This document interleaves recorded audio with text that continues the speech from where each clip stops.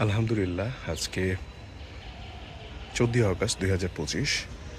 আলহামদুলিল্লাহ আলহামদুলিল্লাহ আমার রুম রং করা শুরু হয়েছে। এদিকে বেশ কিছু জায়গায় ড্যাম ছিল, ড্যামগুলা ঠিকঠাক করার চেষ্টা করা হচ্ছে। ভালো বিষয়, ডলা হয়েছে ভালোই।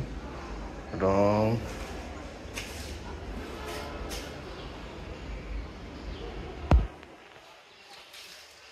Easy coat.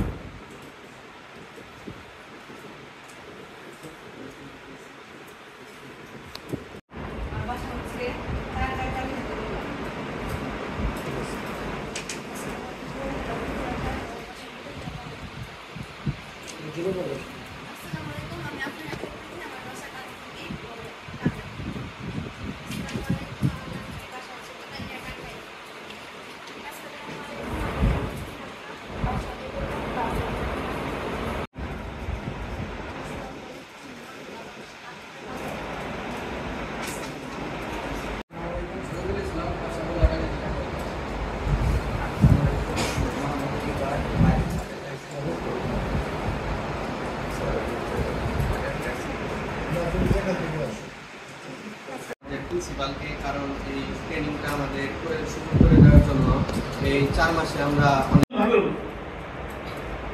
চরম ভাবে, কিন্তু শুধু ট্রেনিং নাই বলে তারা যে রেমিটেন্স পাঠাচ্ছেন তার মানে কি বলবো 3 থেকে 4 গুণ কম পাঠাচ্ছে। শুধু একটা ট্রেনিং আজ আপনার যে 4 মাসের যে ট্রেনিংটা করলেন, এই সার্টিফিকেটটা যদি শুধু শো করতেন ওনারা, এই ধরনের সার্টিফিকেট, তাহলে মানে আমাদের পজিশনটা অনেক করবে। এই কারণে আরপিটিআই এই ধরনের পদক্ষেপ জন্য আমরা আসলে সবসময় সাধুবাদ জানাই। আর আমি তো দীর্ঘদিন ধরে এখানে আছি। আরপিটিআই প্রতিটা আপনাদের সাথে আমার কোনো সম্পর্ক হয় নাই, কিন্তু অন্যান্য ট্রেনিংগুলোতে আমি আমরা ক্লাসও নেই, যেটা সবার সাথে শেয়ার করি। তো এই জিনিসগুলো আমার কাছে খুব ইউনিক মনে হয় যে একটা মানুষকে কীভাবে আগায় দেওয়া যায়, জাতিকে কীভাবে আগায় দেওয়া যায়। আরপিটিআই সর্বোচ্চ চেষ্টা করতেছে। আসলে জাতিগতভাবে তো আমরা এমনি পিছিয়ে গেছি, তারপরে যে পরিমাণ আর্থিক সহযোগিতা প্রয়োজন সেটা তো আমরা আসলে পাচ্ছি না। সেটা যদি পেতাম তাহলে হয়তো দেখুন যে দ্রুত আগে টাকায় টাকা আনে আছে না, আর্থিক সহায়তা পেলে এরকম ট্রেনিং আমরা প্রতিদিন এই জনসুখ যত ট্রেন্ড আপ হবে তত উন্নতি। আপনার কিছু হলো না, এই ট্রেনিংটাতে আপনি নিজে একটা ব্যবস্থা করে নিতে পারেন, এটা কিন্তু ইম্পর্টেন্ট। তো আমি আরপিটিআইকে ধন্যবাদ জানাই যে আপনারা আজকে কয়জন আছেন, 25 জন। এইরকম 5 গুণ 25 হতে পারে সামনে হবে আশা করি। আমি দীর্ঘদিন ধরে আরপিটিআই কাজ করি, প্রায় ক্লাস নেই প্রায় 4 বছর ধরে। তো আসলে সরাসরি বলাটাও ঠিক হচ্ছে না, তারপর বলি যে এই যে আজকে আপনারা এত সুন্দর একটা ড্রেস করে মানে এখানে যে আপনারা আসছেন, ঠিক এতটা গোছালো আমি আগে দেখিনি। এটা কিন্তু একটা ইম্পর্টেন্ট ব্যাপার। সবকিছু গোছালো হলে কাজ সহজ হয়ে যায়। সবকিছু জীবনের প্রত্যেকটা জিনিস যদি গোছানো হয় তাহলে কাজ কিন্তু সহজ হয়ে যায়। তো আমি আরপিটিআইয়ের অধ্যক্ষ এবং আজকে সভাপতি মহোদয়কে ধন্যবাদ জানাচ্ছি যে উনি এত সুন্দর করে একটা ট্রেনিং সমাপ্ত করছেন, এবং আমরা আশা করছি লেভেল 3 দ্রুতই শুরু করতে পারবেন। অবশ্য ওনাকে উদ্বোধন করতে সহায়তা লাগবে। উনি অত্যন্ত কর্মঠ। আমি যখন নতুন উনি আসলেন, আসার পর ওনার রুমে ঢুকে দেখুন ওনার চেঞ্জ হয়ে গেছে। এটা কিন্তু একটা বড় জিনিস যে আমি কোথাও গেলে যে আমার কোনো ছাপ না রাখতে হবে, আমার ভ্যালু থাকে না। উনি সেই ভ্যালুটা তৈরি করছেন। তো আমি সঙ্গে সঙ্গে প্রশ্নটা মানে আর অতীতে নেওয়ার কথা, আমার কাছে যেটা মনে হলো, আশা করি আমাদের মানে দেওলা, সাদালিয়া, কোদালিয়া এই যে মানুষগুলো এখানে আছেন, তারা এরকম ট্রেনিং এ যখনই হবে আপনারা জানবেন আপনি এইরকম যারা শিক্ষিত কোনো এই মতো কোনো জবের মধ্যে নেই, সবাই পাঠাই আপনারাই পাঠাবেন, স্যারের সাথে কথা বলবেন, যারা যে আপনারা সবাইকে নিতে পারবে না, অল্প অল্প করে সবাই ট্রেন্ড আপ। আর বাংলাদেশ আপনাদের দিকে তাকিয়ে আছে। আপনারা এটা মানে এই না যে আপনার অনেক বড় পজিশনে যেতে হবে, আপনার পজিশন থেকে আপনার দেশ অনেক বড় করে ফেলবে। সেই কামনা নিয়ে শেষ করেছি। আসসালামু আলাইকুম ওয়া রাহমাতুল্লাহি ওয়া বারাকাতুহু।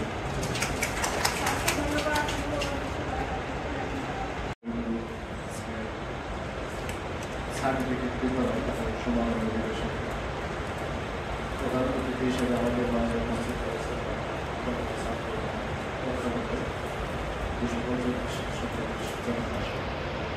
আমি স্যারকে ধন্যবাদ জানাচ্ছি স্যারের নানা ব্যস্ততা সত্ত্বেও। আপনারা সবাই জানেন যে আমাদের টাঙ্গাইল জেনারেল হাসপাতাল এটা কোনো ব্যস্তবহুল হাসপাতাল, এখানে প্রতিদিন শত শত হাজার হাজার রুগী আসে। তো স্যারকে প্রতিদিনই মানে অনেক ব্যস্ততা এবং প্রেশারের মধ্যে থাকতে হয়, আমরা সেটা বাইরে থেকে উপলব্ধি করি। এবং হসপিটালগুলোতে অনেক ধরনের জটিলতা থাকে, লোকজন কম, সেবা প্রাপ্তি বেশি। তো স্যারের এই ব্যস্ততা সত্ত্বেও আমাদের আহ্বানে সাড়া দিয়েছে, আমাদের মাঝে উপস্থিত হয়েছেন এবং সবসময় স্যার আমাদের আহ্বানে সাড়া দেন। সেজন্য আমাদের আন্তর্জাতিক টাঙ্গাইলের পক্ষ থেকে এবং আমার ব্যক্তিগত পক্ষ থেকে আমরা স্যারকে ধন্যবাদ জানাই এবং কৃতজ্ঞতা জানাই।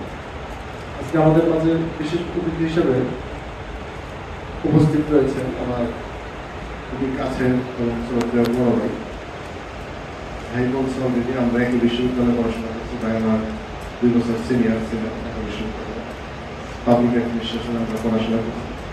তো ভাই আমাদের ঢাকায় আরটিসি প্রশিক্ষণ কর্মকর্তা হিসেবে আছে, আমাদের মাঝে উপস্থিত হয়েছে।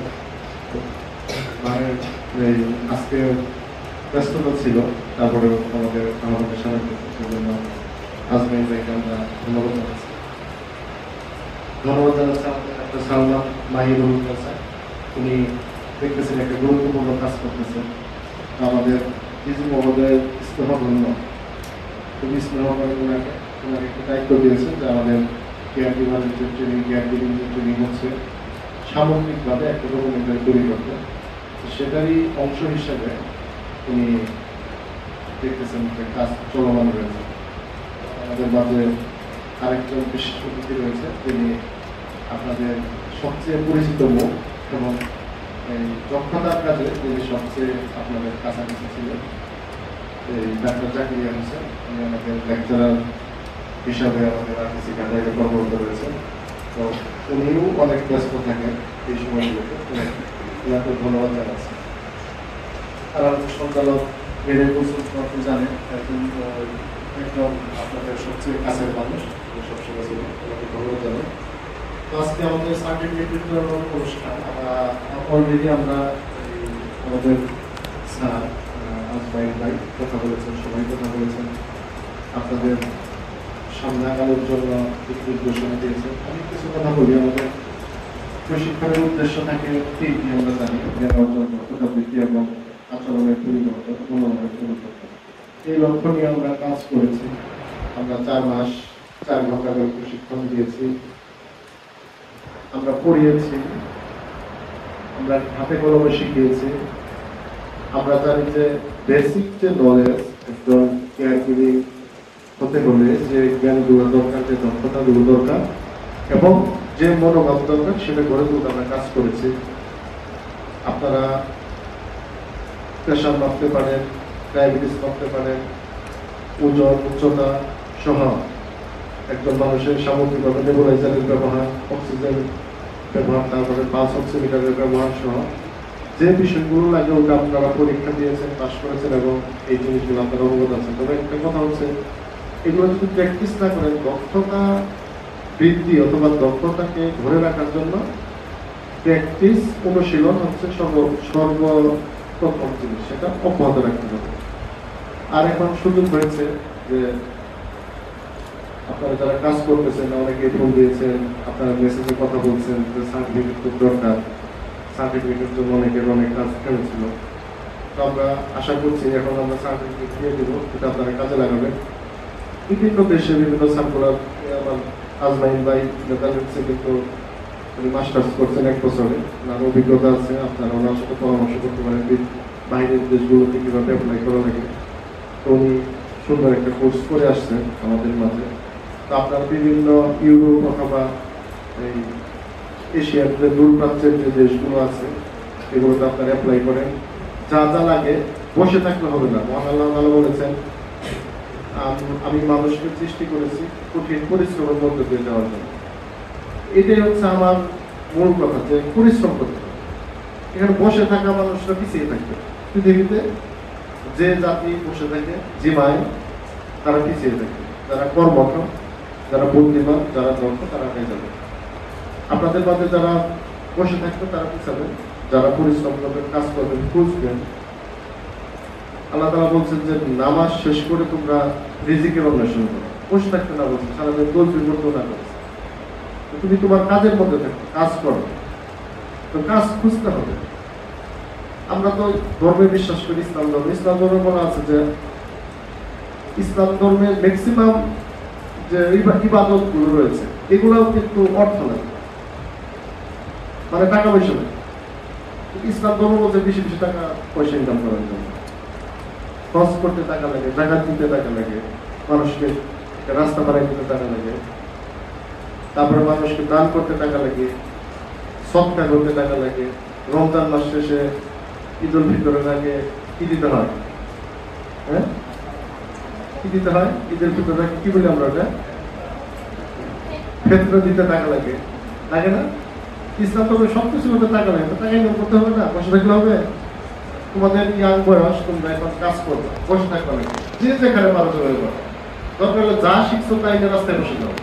একটা বিপি মেশিন দিয়ে, একটা পালস অক্সিমিটার দিয়ে, একটা ডায়াবেটিস মেশিন দিয়ে তোমরা বসে যাও। সকালবেলা তোমার 60 টাকা ঠিক করো, 10 টাকা 20 টাকা দাও, 50 টাকা দাও, 100 টাকা দিয়ে ইনকাম করো। ইনকাম করো। আমার ইচ্ছা আছে যে আমার ছেলে ছোট, যখনই তার ইনকামের বয়স হবে আমি বলবো যে বাবা তুমি তোমার ইনকাম করো, তুমি প্রাইভেট পড়াও, তুমি দরকার লটো চালাও, তুমি ইনকাম করো। ইনকাম করতে হবে, বসে থাকার সুযোগ। ঠিক আছে? তো যা শিখছ সেটা নিয়ে কাজে লাগাও, ইনকাম করো, টাকা উপার্জন করো, নিজেকে জানো, নিজের সম্মান, আত্মসম্মান সৃষ্টি করো। মানুষের গণগ্রহ হয়েও না। আমি 4টা মাসই তোমাদেরকে বলছি, মানুষের গণগ্রহ না। নিজে ইনকাম করো, ভালো কাজ করো, সম্মানের সাথে বাঁচো, দেশকে এগিয়ে নিয়ে যাও এবং দেশ তোমাদের কাছে এটা পায়। ঠিক আছে? তো সবাই ভালো থাকো, সুস্থ থাকো, যেখানেই থাকো। তোমাদের সবার জন্য আমার শুভকামনা। আমার ভালো লাগছে তোমাদের অনেকদিন পর আবার তোমাদের এই সুন্দর মুখগুলো আমি দেখলাম। অনেকদিন পর আমি তোমাদের মিস করি যে তোমরা থাকতো, আমার ক্যাম্পাসটা প্রাণবন্ত থাকতো, তোমরা আসতা, তোমরা কথা বলতা। তো তোমাদের যে উচ্ছ্বাস, যে উৎসলতা, সেটা এই আরপিটিআই সারা জীবন মিস করবে। ঠিক আছে? তো তোমাদের এই উচ্ছ্বাস উৎসলতা ধরে রাখো, কাজ করো, সামনে আগায় যাও। আমরা ফেসবুকে বিভিন্ন মাধ্যমে জানতে পারি তোমরা এই ভালো জায়গায় চলে গেছো। আমরা তোমাদের অনুসরণ করবো, তোমাদের একটা উৎসাহ দেবো। ঠিক আছে? সবাই ভালো থাকো, সুস্থ থাকো, সবার সর্বাঙ্গীন মঙ্গল কামনা করে আমাদের সার্টিফিকেট বিতরণের মাধ্যমে আমাদের এই অনুষ্ঠানের শুভ সমাপ্তি ঘোষণা করছি। আসসালামু আলাইকুম। যেটা দিবে সেটা ফিডব্যাক। ফিডব্যাকটা আবার প্রেরকের কাছে চলে যাবে। প্রেরক তখন কি হবে? প্রাপক হবে। আর একটা বার্তা দিবে, সেটা মাধ্যম হবে, সে প্রাপক হয়ে যাবে প্রেরক। এটার নামে কি? যোগাযোগ চক্র। তো যোগাযোগের যে চক্র, সেটা তোমাদেরকে শিখতে হবে। কারণ যে প্রত্যেকটা ক্ষেত্রেই তোমাকে এখানে জ্ঞান আছে, নলেজ আছে। তোমার দক্ষতা যদি বাড়াতে চাও তাহলে যোগাযোগ করতে হবে। যোগাযোগের দক্ষতা বাড়ানোর জন্য কি কি বিষয় লাগে সংক্ষেপে বলে দিই। যে সেটা হচ্ছে যে তোমার সর্বপ্রথম যেটা শিখতে হবে সেটা হচ্ছে ভাষা। যোগাযোগের ক্ষেত্রে প্রথমে যে শর্ত সেটা হচ্ছে সহজ এবং সাবলীল ভাষা লাগবে। যোগাযোগ করতে গেলে কি লাগবে? সহজ এবং সাবলীল ভাষা। তোমাকে সুন্দর করে কথা বলতে হবে যাতে মানুষ বুঝতে পারে। যেখানে যে ভাষা প্রয়োজন সেখানে সেই ভাষা ইউজ করতে হবে। গ্রামের মহিলাদের মাঝে কথা, পুরুষদের মাঝে তখন তোমাকে ওদের ভাষাতেই কথা বলতে হবে। তাহলে কিন্তু তাছাড়া কিন্তু তারা বুঝতে পারবে না। বা একটা কর্পোরেট যদি চাকরি করো তখন কিন্তু তোমাকে ওভাবেই কথা বলে শিখতে হবে। তো ভাষাটা হচ্ছে যোগাযোগের ক্ষেত্রে সর্বপ্রথম এবং গুরুত্বপূর্ণ একটি ধাপ। এই ভাষার মধ্যে কিন্তু আরো অনেক জিনিস আছে, যেমন তোমাকে সাইন ল্যাঙ্গুয়েজ বুঝতে হবে, আমরা যেটা কি বলি সাংকেতিক ভাষা। ভাষা কিন্তু দুই ধরনের, একটা হচ্ছে কি মৌখিক ভার্বাল, আর একটা হচ্ছে নন ভার্বাল। তোমাকে মৌখিক ভাষাও শিখতে হবে, সাংকেতিক ভাষা শিখতে হবে। আমি তোমাদের পড়িয়েছিলাম, তোমরা ভুলে গেছো। মানুষ যোগাযোগের ক্ষেত্রে যে ভাষা ইউজ করে তার মধ্যে যোগাযোগের ক্ষেত্রে তুমি যা একজনের সাথে যোগাযোগ করো সেটা 35% মাত্র ব্যবহার করে এই মুখে কথা বলে, আর 65% যোগাযোগ করি আমরা কিভাবে? ইশারা, আকার, ইঙ্গিত, সাংকেতিক। যেমন ইদানিং তোমরা খুব দেখো আর কি, তো তোমাদের ভাষা দিয়ে আমি বলি, এই একটা সিনেমা আসছে কিছুদিন আগে, শাহিদ খানের নাম কি? হ্যাঁ, বরবাদি। তো এই যে টেলিভিশন সেটের আক্রমণ করে, না এখানে তোমার এই নিঃস্বর একটা কেমো আছে, তোমরা যারা দেখছো তারা তোমরা জানা যে নিঃস্বর হচ্ছে ডায়লগ দেয় যে আমার টাকা তুমি নিচ্ছ, মানে বাংলাদেশ থেকে বলে টাকা নিয়ে যায় শাহিদ খান, তোমরা যে আমার টাকা তুমি নিচ্ছ, তবে জায়গায় জায়গায় সেটা করে দেবো। ডায়লগ ও বলতেছে জায়গায় জায়গায় সেটা করে দেবো, আমার টাকা তুই নিচ্ছ। শাহিদ খান বলতেছে যে ওই টাকা আমার হবে। তো সাকিব একটা সাইন ল্যাঙ্গুয়েজ ইউজ করে। আমার উচ্চতা কত ইঞ্চি? 70 ইঞ্চি। 70 ইঞ্চি। এটাকে মিটারে নিতে গেলে কার সাথে আমার গুণ দিতে হবে?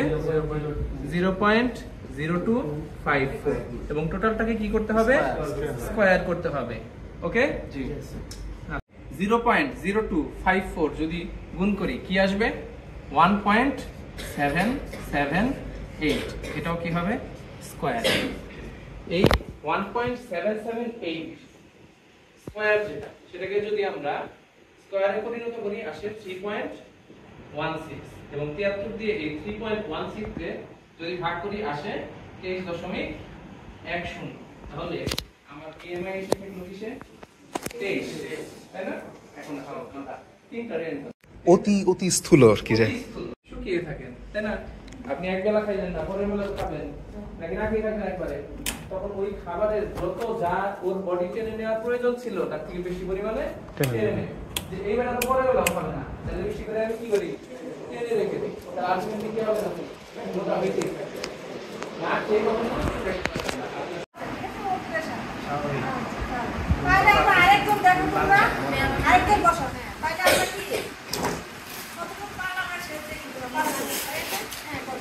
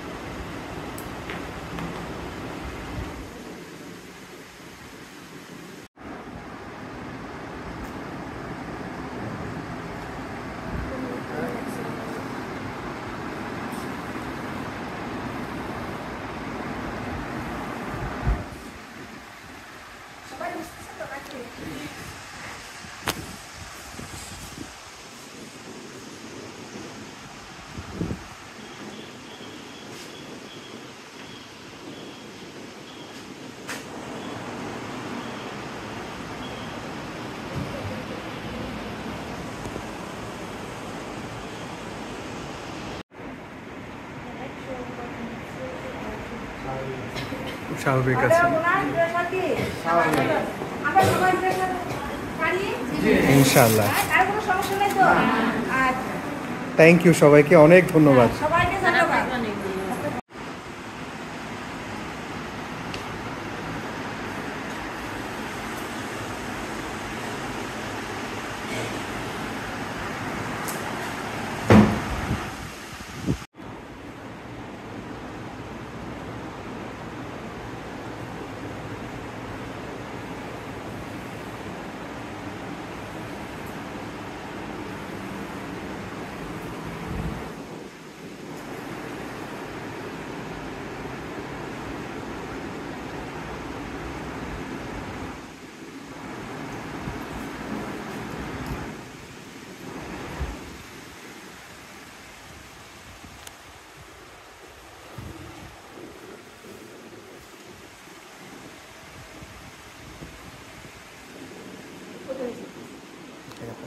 এটা একটু সরায় দেখাবেন আপা?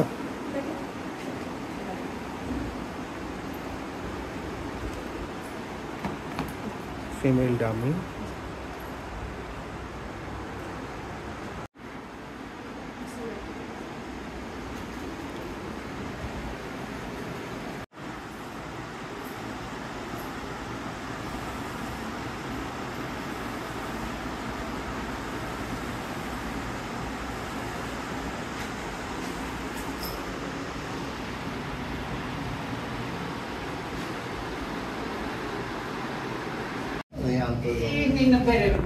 Bayar dia sudah